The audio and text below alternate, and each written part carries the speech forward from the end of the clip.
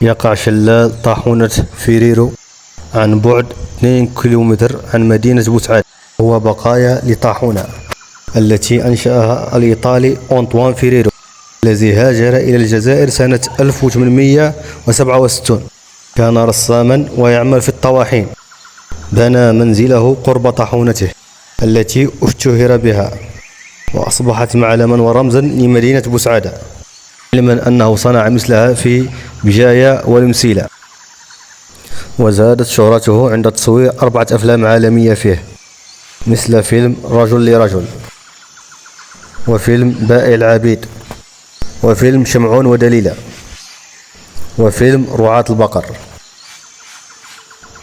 ينبع الشلال من واد بوسعادة،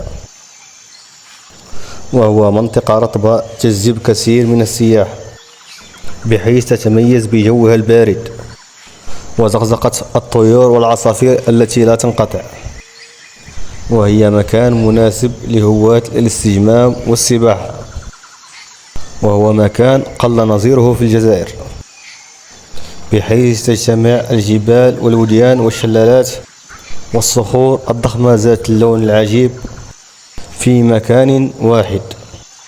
وهذا هو السبب الذي جعل من الإيطالي أنطوان فيريرو يستقر فيه إلى أن وافته المنية، وهذا لكونه بين أحضان الطبيعة ويعطي طاقة إيجابية لساكنه.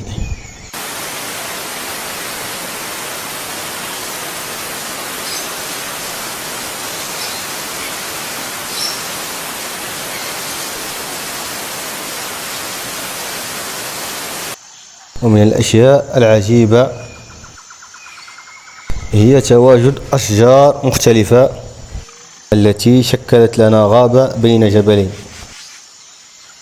وأشجار النخيل الشاهقة العلو رغم أنها طبيعة صخرية.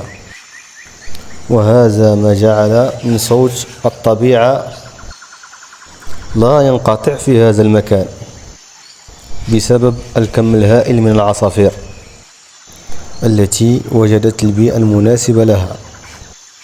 فالحمد لله على هذه النعمة التي نحسد عليها. فهيا بنا لنسافر ونكتشف المجهول.